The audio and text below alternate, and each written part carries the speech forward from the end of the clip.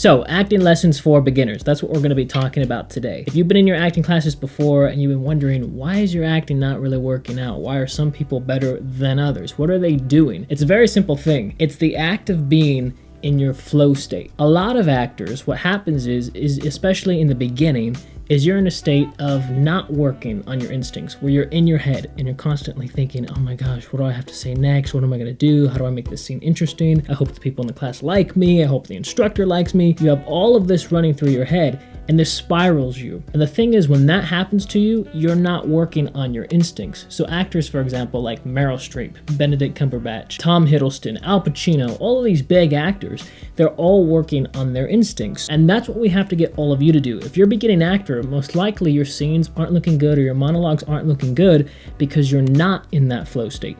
So in today's video, I'm going to be telling you all how you can go and get into that flow state, how you can avoid some things that take you out of that flow state, and this is going to be a complete guide for all of you in the beginning stages of acting. But with that being said, you could be right now an intermediate actor who's been studying acting for 2 years, 3 years, 4 years, and you still have these moments where it's not working out or you're getting caught in your head. And these things will help you and bring you into your flow state. Point number one is this. So a lot of actors, what gets you out of your flow state is constantly being in your head. So I want you to picture the last time that you were in an acting class or you got an audition for yourself and you're recording your self-tape, you got everything set up, and then you start getting in your head. A lot of the times these thoughts will come through when you're not memorized on your text, because you're thinking, hey, what do I say next? Oh, what are they gonna say? And you're not truly memorized. When you're not memorized in your text, it puts you in your head. It puts all of us in our head. I get in my head, Meryl Streep's gonna get in her head, everybody's gonna get in their head when they don't have their lines down. So for you, what you should start working on is start working on getting your lines memorized for yourself. Really start working on that. And are these getting in the way? Is this making sound? I'm gonna switch fingers on these. Anyways, if you can work on your memorization, it helps build confidence for you as an actor, and confidence is one of the most important things that you can have. So in the past, we've already done videos on how to go and work on your memorization process, but for this video, I'm gonna go ahead and give you guys 3 things that you can start implementing today to start working on your memorization. Sometimes you might just need one of these things, or maybe you can use all of them for yourselves. So obviously, you're gonna be doing the whole guerrilla style of just getting your scene and just reading it over and over and over. That's the obvious thing. But these other 3 things you can add are this. One of them is recording your lines, just your lines, and you record it on your phone, and then you have it repeat on over and over and over. You just loop it, and you can have it be playing while you're going for a run, you could be going for a walk, you could be doing dishes, and you just have your lines playing over and over and over. Subconsciously, you start getting those lines into your head, and then you don't have to think about the text anymore. Point number 2 for memorization is to summarize what you're saying. So you don't have to be exact on the words. You're literally going and improvising it,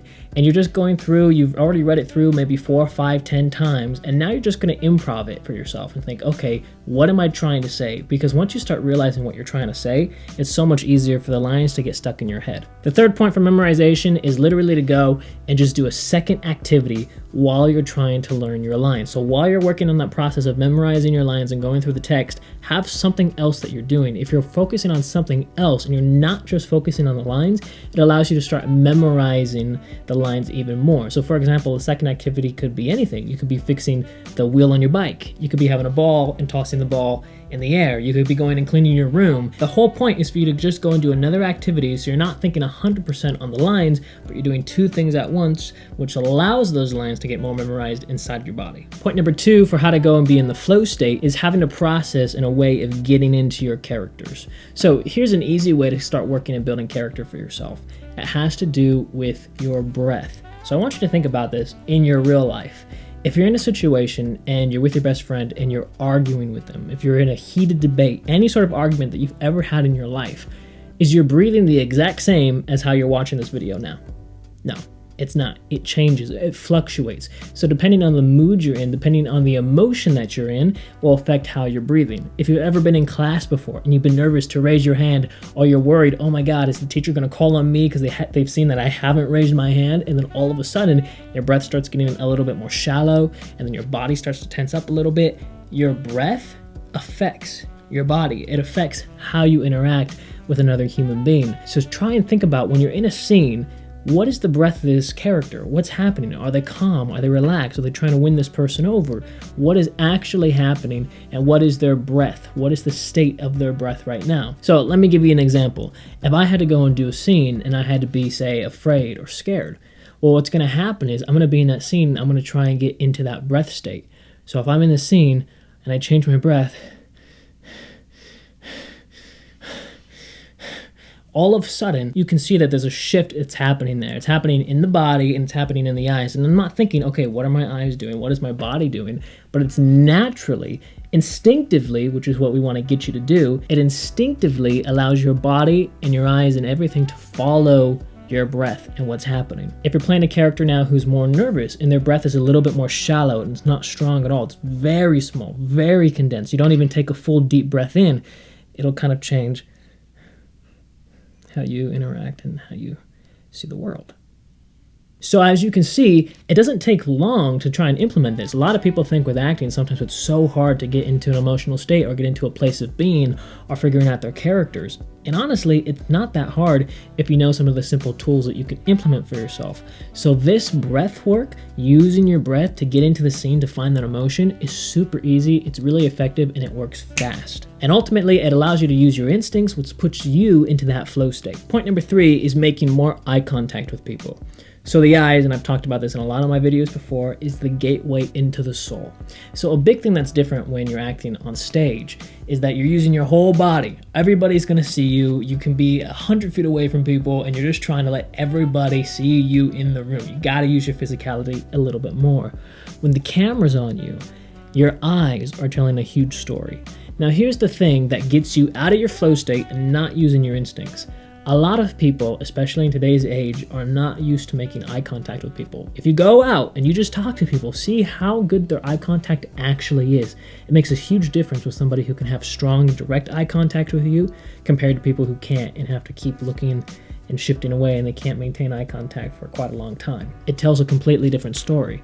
And because we're not used to it, what happens is when you're in front of the camera and you're working with a scene partner, you are not comfortable making eye contact with them and the camera picks it up. It's a little bit harder on stage. It can still be picked up on stage if you're in a class situation because it's close enough to see your eyes, but it's really picked up a lot on camera because the camera is getting this and everybody's looking at your eyes.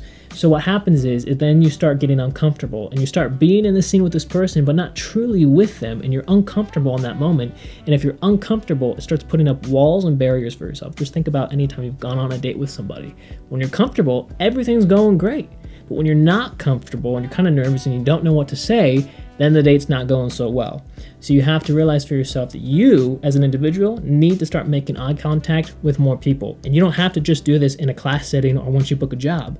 You can do this every day of your life. When you go to the store and you're gonna go and buy something, make eye contact with the person who's working behind the counter. If you're gonna go and talk to your friends, make a little bit more eye contact with them. Don't just be somebody who always looks at your phone 24/7. You'll be surprised how much time you literally spend on your phone overlooking people directly in their eyes. And the thing is, because we're not used to it, once you start looking people in the eyes, because it's super big for acting, if you're a beginning actor, you're gonna realize how many times you really gotta look people in the eyes. It's gonna be super uncomfortable and you really gotta get used to that, because if you're not used to it, doesn't matter how good you are in front of the mirror, it's not gonna work and it's not gonna correlate when you're in front of the camera. That's why when you're in front of the mirror and you're trying to work on your scenes, you're like, wow, everything's going great. It's because you're making direct eye contact with yourself in the mirror. But then when the camera's watching you and you're talking to other people, that eye contact, you're not doing the same thing anymore. You're starting to dart away and you're not really looking at the individual. So, point of reference for you guys to all think about, you look into their eyes, start focusing on that more. Point number 4 is this: think about what you want, and then how are you going to go and convince the other person to give you what you want. So here's how this is going to work. And I want you to think about this first just in your everyday life.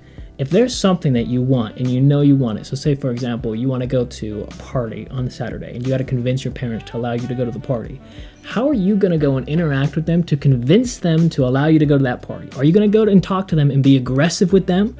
Or are you going to be kind? Are you going to do things for yourself that's going to help you go to that party? Or are you going to do things that's going to push them away and not allow you to go to that party? You're going to do everything you can to go to that party. How you talk, how you interact, how you look at them is going to be very dependent on what you want and how you plan to go and get what you want. In our everyday lives, we do this. If we're going in our tour, we're talking to our teacher and we want them to allow us to have extra credit for ourselves because we didn't turn in some assignments. We've all been in that spot before. How are you going to go and talk to your teacher? You're going to talk to them in a very specific tone, a very specific way. Or maybe you've been in a situation where you've been at work before and then there's somebody who's been giving you a really hard time and you know that you have to stand up for yourself in this moment. How are you going to interact in that moment in time? Are you going to act the same way that you are with your teacher? No, you're shifting and you're adjusting in accordance to what you are trying to achieve, how you are trying to convince this person to stop being rude to you, or how you're trying to go and convince your parents to allow you to go to that party, or how you're trying to convince your teacher to, hey, maybe give you a little bit more extra credit assignments just because you didn't turn in your last 5. Now, how does this correlate with your instincts and allowing you to be in your flow state? Well, the reason that this correlates with your instincts is because you have to realize that life and the art of acting are not so different. You are trying to bring your life into the work.